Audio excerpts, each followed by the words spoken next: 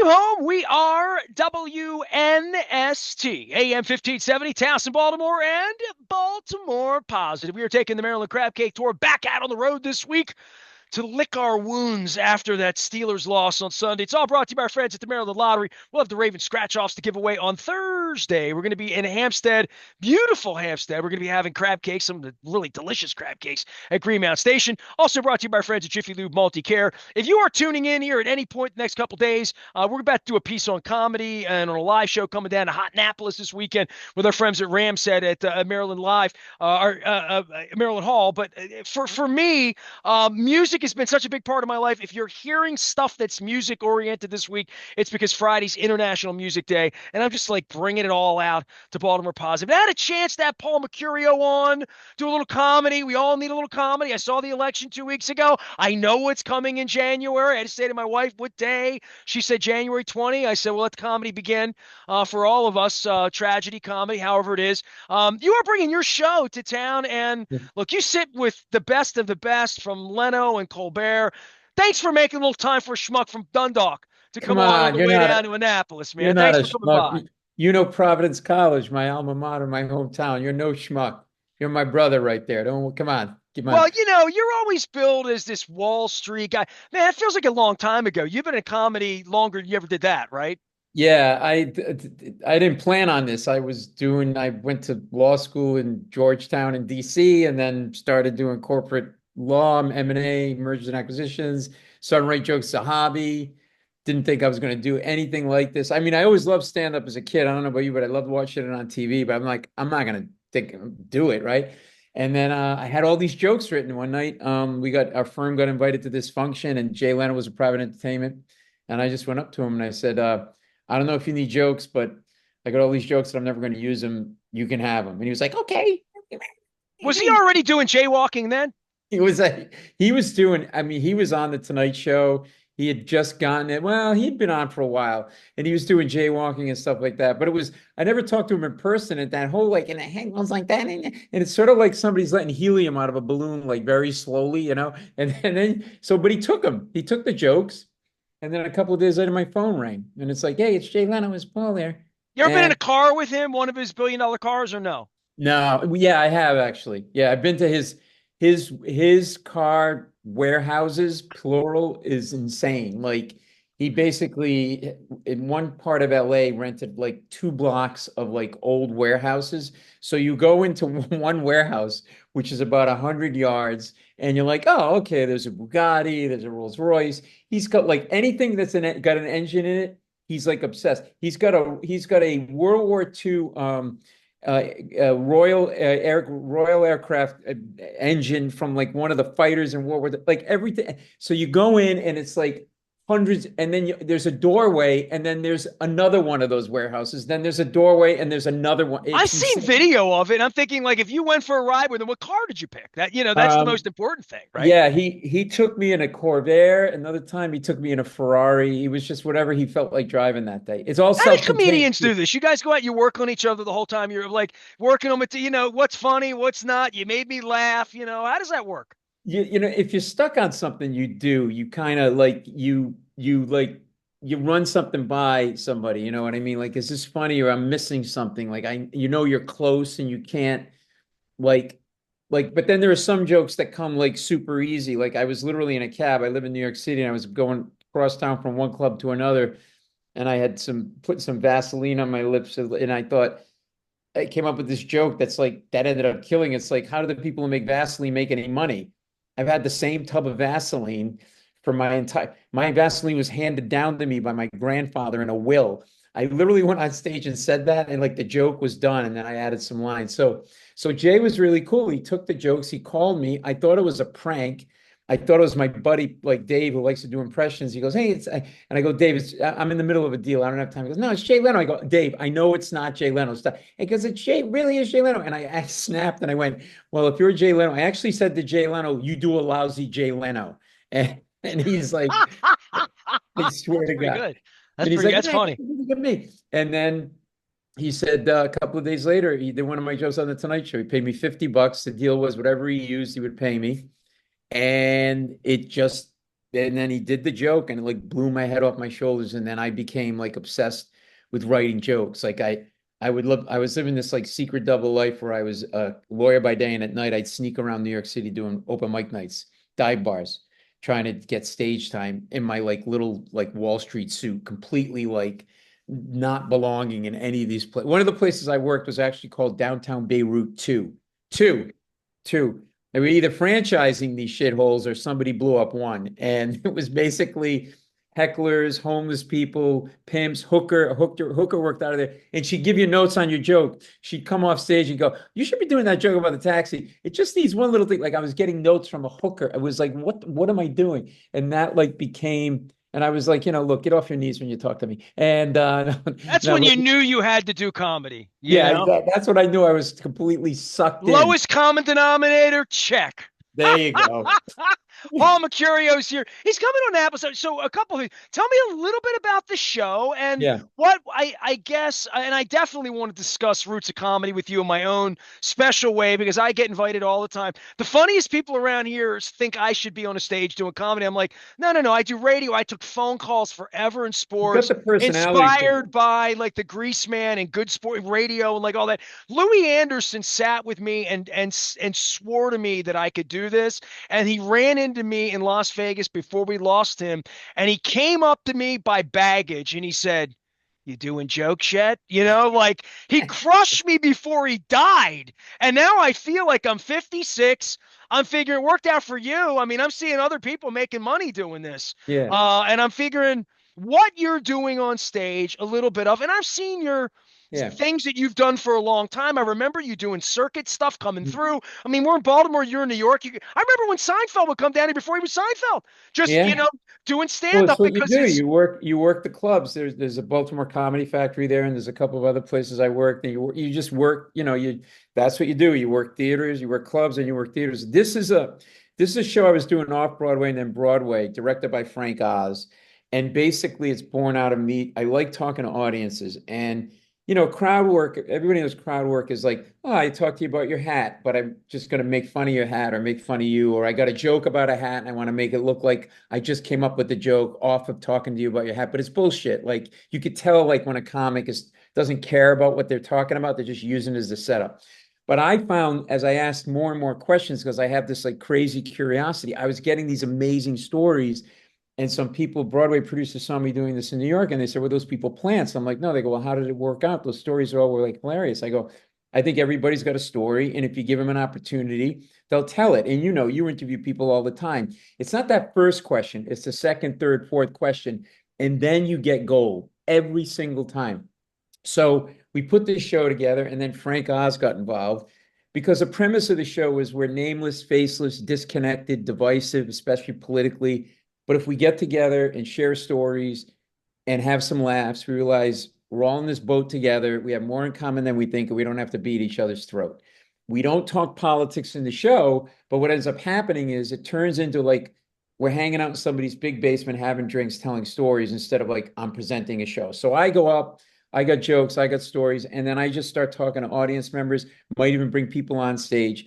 And I'm getting these insanely incredible stories that like I had this woman, I said, "What's your name?" She goes, "Nydia." I said, "Lydia?" She goes, "No, Nydia." That's all I said. "What's your name?"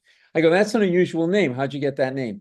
She goes, "Oh, just matter of fact. My father got my mother pregnant with me, but at the same time was having an affair with a woman named Nydia, and he named me after the woman he was having an affair with." Yes.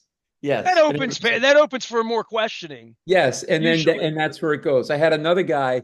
I'm like, "You seem like you're in a bad mood." He goes, "Yeah." I go, "What happened?" "I just broke up with my girlfriend." I go, "Why?" He goes, "Well, I told she wouldn't listen to me, and I told her not to shoplift at CVS." And then I go, "Wait, stop. Did you say at CVS?" He goes, "Yeah." He goes, "Yeah, yeah." He goes, "I taught her how to shoplift." Anyway, I go, "No, not anyway. Back up. You taught your girlfriend how to shoplift?" Now, everybody in the audience is head exploding because this sounds made up, but it's not. He goes, "Yeah, that's how I make money. I steal stuff. I've been stealing stuff since I was like 10. Like I would steal bikes in the neighborhood from my friends, and then I'd make them buy them back from me, or I'd beat them up." And now the audience is like, what the fuck is going on? Right. So I go, what happened? He goes, well, my girlfriend saw me getting this really nice stuff. I was shoplifting at good places and she wanted, I go, no, I'm not going to teach you because you're just going to waste it. You're going to shoplift it. It's stupid. You don't understand. The guy's not even, there's no self-awareness. He thinks this is normal. And that's what's beautiful about it. He's not trying to be funny and he's not making it up. I go, what ended up happening? He goes, well, she nagged me. I taught her. Sure enough, what does she do? She goes to CVS. She gets arrested for shoplifting, lipstick and a mirror. She calls me up. I go, what happened? He goes, I go down to the CVS. She's in the back of the squad car. We got in a huge argument. He goes, I told you, you go to shoplift at good places. I go, what happened? He goes, I broke up with her. He goes, I go, when? Like later? He goes, no, in the back of the squad car. He goes, screw this. I didn't need this hassle, right? And he breaks up with her in the back of the squad car. So you hear these stories and you go, that's how other people live their lives. It may not be believable, but it's true. And that's what's really cool about it. So we've been getting these really great stories because everybody's got something going on or something that happened to them that's like sort of out of this world, or it could be like kind of intense or even sad a little bit, but like we've been getting these really fun, really cool stories. Paul Mecurio is the guest. He's going to be down in Annapolis. I'm going to give everybody links to get the tickets for the show and have a good time. And the show has been on Broadway, and your background in Wall Street and all of that, and then trying comedy at some level on stages. Did you ever like study improv or any of that sort of thing? Because this feels a little improv-y and crowd, but do you identify people in the crowd that may be of it? These are people that paid to come to your show, right? Yeah, look, I'm lazy. I let other people do the work. Screw it. I don't know. Like, it's like, I'm drunk half the time. So I just show up and I stick the mic and somebody say, no, I don't pre-screen. I don't know who I'm talking to ahead of time. I don't want to do any of that. I just go up, I talk about the show, I give a little introduction, and then I launch into some of my stories and jokes and stuff like that. And then I just randomly pick people. And people say, well, how does it always work out? I'm like, well, because I think everybody truly has a story, and a lot of times people want to tell their story or need to tell their story, and they don't have a place to say what they want to say, and this is what this is. So there's no plan. And Frank Oz really loved the show because he feels like it's connecting people, and he goes, "We really need that." And by the way, try being directed by Frank Oz. Okay, for people who don't know, he created The Muppets with Jim Henson. He directed Dirty Rotten Scoundrels, Little Shop of Horrors, Marlon Brando, Robert De Niro. He's the original Yoda. Try being directed by Yoda, okay? It's a little intimidating. And the backwards talking thing, he never stops. You go out to dinner with him. Steak I will have. I get it, Frank. You're Yoda. Stop. Enough, right? What is his role in this? Because when I see because it feels to me a little bit like Tony's and Tina's wedding, where like anything's possible that creates entertainment or creates a hush in the crowd or a Yeah. laugh, and it's your role to pull that out of people. But the notion of what permission to speak, when I say the show is permission to speak, what does that represent for someone coming to the show that isn't all that familiar, but wants to laugh and get out and have a good time? And more than that, maybe be participatory with you. Yeah, I think if anybody's been to a comedy club, it's an extension of that. It's if you take crowd work and just take it to another level where the audience gets to really talk and not just be there and be made fun of. I'm not making fun of anybody or whatever. Frank's role in it is he's directed it and directs me to make sure that I'm not pushing too much, trying too hard to take the spotlight away from somebody and just kind of, be the governor on me a little bit because, as you're a comic, you're on, you want to go, go, go. But what happens is people just like, I mean, I said to a guy, like, I was just asking, I don't know why I said to his wife and this guy, the other guy, I go, well, the wife, I go to the wife, what do you worry about? She goes, my kids. And the guy, what do you worry? He goes, dying in my sleep. Like in my place is like, what? And then we went on from there. And so That's a what newlywed happens? game, a little bit, right? Like asking both sides what they think. You could do that in any relationship all night and find comedy, I'm sure, Oh my right? God. I mean, the stuff that we get, like, and then how people meet. Like, I had this couple, yeah, I don't know, they're like in their 70s. They just got married. This was a show in New York, actually. They were there for their like honeymoon, really cool couple. And I said, how did you meet? And she goes, spankme.com. I'm like, what? She goes, spankme.com. He goes, yeah. He goes, we're into sexual role playing. They're into S&M.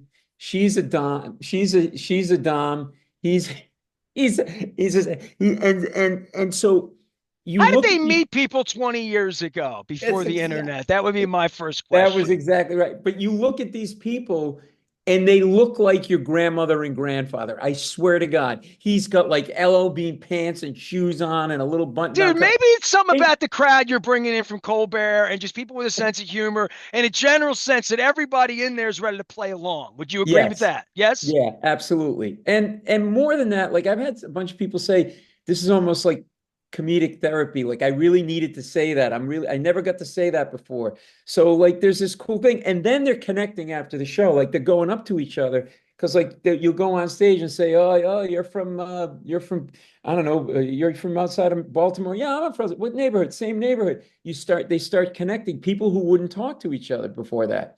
And so for 5 minutes, there's this cool hang that happens after the show, all of which is built around this comedy and just people kind of relating their stories to each other. But like, it's been like really cool because I'm there to, do my thing, tell my stories, I mean, like we talked about my life story. I get in confrontations all the time because I think I'm going to change people's minds. I'm constantly like losing my shit with people but people relate to that. I talk about Halloween and how Halloween just passed and how you can't do things now that you could do years ago. Like every Halloween, I don't know about you, but my parents would dress me as a hobo. That's what they called it, right? It's daddy's old clothes. They send you out, right? You can't do that now because it would be considered insensitive. Things are more correct, like because a hobo's a homeless person. And if you think about it, and I talk about this on stage, it's kind of weird. Think about it. My parents dressed me as a homeless person and sent me out onto the streets at night to collect free food in front of real homeless people. And it sucked. I never got candy. Every house, baked beans and a harmonica. That was it. That was it. And Where'd so you grow up? I what's that? Where'd you grow up, man? Providence, Providence? Rhode Island. Providence, Rhode Island. That's very providential, I would say, for you. Just like Baltimore. Come on. Oh man, we have row houses here, candy apples, all that. I had a good child. I was chunky as a kid. I was husky when I had to Really? go shop because of yeah, man. Halloween did me in. The show is Saturday nights this Saturday, and the turkey comes afterward next week. I know you don't have anything to do because the Ravens don't play until Monday night. Show is at 8 o'clock. It's at Maryland Hall. That's a great space that Rams had on stage, been a part of, and yeah, I've been going down to Rams Head forever and seeing shows all the time. But this is sort of a little bit of a bigger space, more stagey. Hmm. And I know you played the other Ram set as well. You've done stand up for a long time. Do you still do normal stand up as we would know it? I would Hmm. think you've done your 10,000 hours plus, right? I Oh mean, yeah. Oh and yeah. then I'm going to some. be doing. Yeah. I mean, I'm going to be doing another appearance on the Late Show with Stephen Colbert in January. So I'm getting ready for that and getting that set together. Oh yeah, I got my stand up too. My stand up and this is combination of my tour. One week I'll do stand up, and we've got a really cool set with this show designed by the set designer for the Late Show. We got animation by JJ Settlemeyer, who did Beavis and Butthead and all this SNL TV Funhouse videos. So it's a multimedia show, but it's still comedy at its core, stand-up stories. But yeah, I'm out there doing my stand-up all the time. I'm touring everywhere, plus this. But this has been fun. This is different. And it's nice to do what you do in your core thing you do, but then like you branch out and do something kind of related. It's like a breath of fresh air, it just kind of gives you a little more juice. Yeah, I've been doing this for 33 years, taking phone calls. Now I talk to comedians. I always sort of mix this stuff in. But the Yeah. week we lose to the Steelers 18-16, it used to be like 9 days of self-loathing that was involved in this and Harbaugh versus Harbaugh. Now it's just like, pumpkin or mincemeat? Or do you think we should go with the sweet potato or the apple next week? And how are we going to do the leftovers and the little muffins with the leftover stuffing? Paul, I wish you luck on the show and Thanks, bringing man. things out. I do want to talk to you about the root of comedy Yeah. and your involvement in advice. Anytime I have somebody way funnier than me and guys that are on Colbert, and You're funny. certainly in an era where like Trump's about to take over again, right? We lived Yeah. through this once. Yeah. Some of that could be comedy because we lived through it, but I remember the masks, all of that. I'm certainly on the Colbert side of where Right. good common sense is. I walk the streets. I This isn't a punchline, but you're a comedian, you'll make it funny. I booked a trip to go to New York on Wednesday and Thursday after the election, thinking it'd be like a celebration. I landed in New York at like 9:30 on Wednesday morning after the election, and it was like there was no music on the streets. There was like the Yeah, sounds of silence. I'm yeah. walking. The pastries were good. The pizza was good. The But pieces. I'm in New York and you're That's there and because I'm there and that's because I'm half the city just moved out of the country. That's I why. might run into Deepak Chopra to cheer me up or something, but I mean, like, other than that, it was just sort of like Yeah. the bars were open. I promise you. Well, we normally do we do live shows for big moments like election night, or like every 2 years when there's a congressional votes election.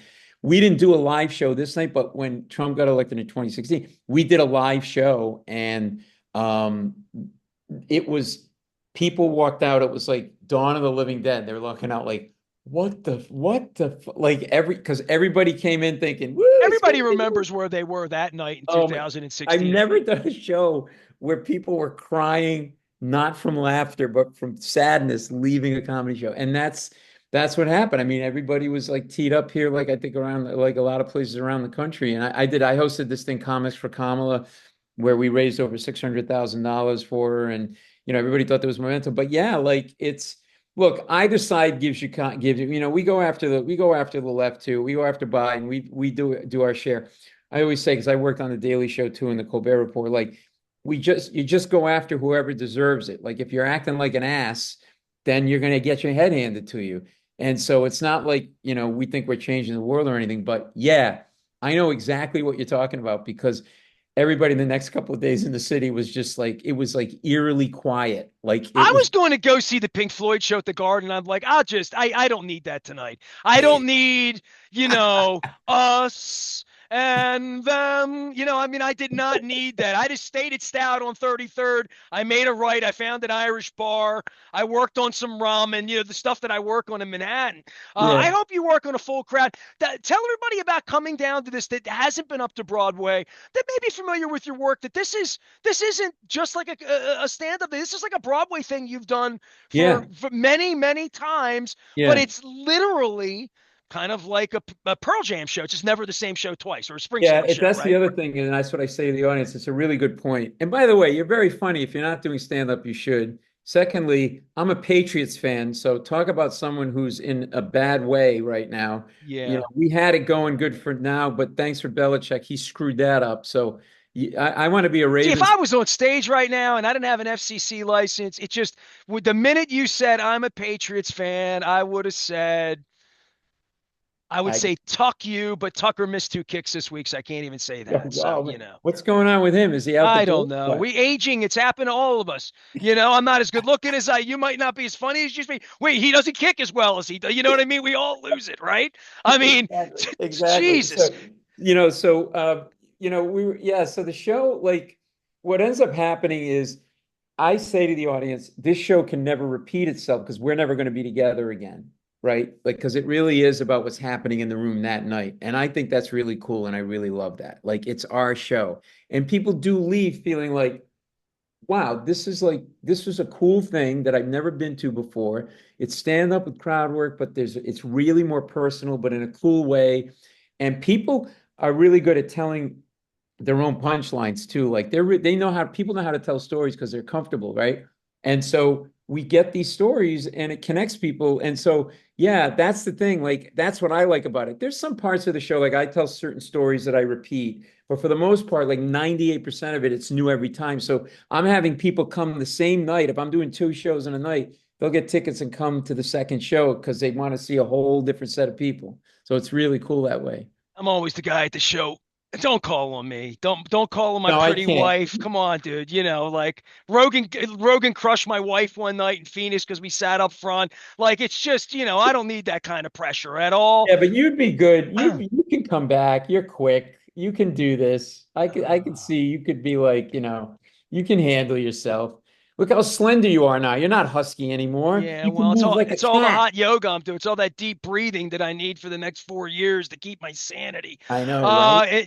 Paul Mecurio is going to be down at Maryland Hall. It's a beautiful space down in Annapolis. I call it Hot Annapolis. Hopefully, you're not eating tourist crab cakes. Hope you know better. The folks at Ramshead will not allow that to happen down in Annapolis. They have provided a Paul to come on here. Hopefully, lift the spirits during the holiday and Absolutely. And provide you're some gonna levity. there's something going on, for everybody, like the holidays. I got a holiday tip for everybody. Buy good gifts for people. I'm not one of these people. I got a kid. I don't know if you got a kid. Like I'm not always feel, oh, you don't have to give me a good gift. Get a good gift. This has been a sting in my head lately. Like I got a sister-in-law. Whenever every Christmas, what she gives me is a lottery ticket. She gives me a friggin' lottery ticket. Just like this. Yeah, yeah. Well, that's fine. That's fine to As long give. as you're 18 years of age or older. Exactly. But Yes. don't give it as a gift. I'm sorry. I don't care what you say, because nothing says I care about you less than a 1 in 400 million chance of getting a gift. Okay. And then she gave me a $2 lottery ticket and put it in a card that was worth $8. The card is worth 4 times the price of the gift. Okay. That screws with people's head. So, get me a nice gift. If you're Oh, coming you to live in New Maryland, York. You have everything. What do I you're get for gonna somebody that has everything? you're gonna come to New York and come to a late show taping. Why don't you tell me when you're Whoa. coming? Wow. I'll tell you what, I know right where that is. I've walked past that theater many, many times with my nose pressed up to the glass saying, Letterman's in there. I can't see him. Where did he go? Now you don't have to do that. You can come walk right in. Bam, I'll get you bam, tickets. ba, na, na, na, na. You know what You I'm don't have to talk saying? me into coming to New York, dude. I'll come to New York anytime just for the pastries and just for the flat walk through. Paul Mecurio is walking all the way from New York down to Annapolis. He'll be there on Saturday night, hoping that you come along and play along. It is permission to speak. It's a whole lot more than just a comedy show. It's an inclusive, exclusive extravaganza There coming you go. to Annapolis. Thanks for coming on and being fun. I really appreciate you making a little time. I appreciate the fact that you're not a Steelers fan this week because I can't take that. And Patriots will live with you. You're like 2-9 again. Good Yeah, luck with that thing. exactly. Ever since you Exactly. stopped cheating, things have gone kind of sour for Oh, y'all. here we go. You Here we know. go. You guys just don't know how to play Kick football. him in the balls on the way out in the Oh, get comedy out of segment. Is the way here. you do it. Tom Brady, the GOAT, the GOAT. You know he's the GOAT. Look at me and say he's the GOAT. You and I Look are better broadcasters than he are. He at is. That's true. He is. We are. I am Nestor. We are WNST, AM 1570, Towson, Baltimore. And we never stop talking. Little comedy, little sports, little fun. Get on down to Maryland Hall and check out Paul's show on Saturday night with the Rams head folks.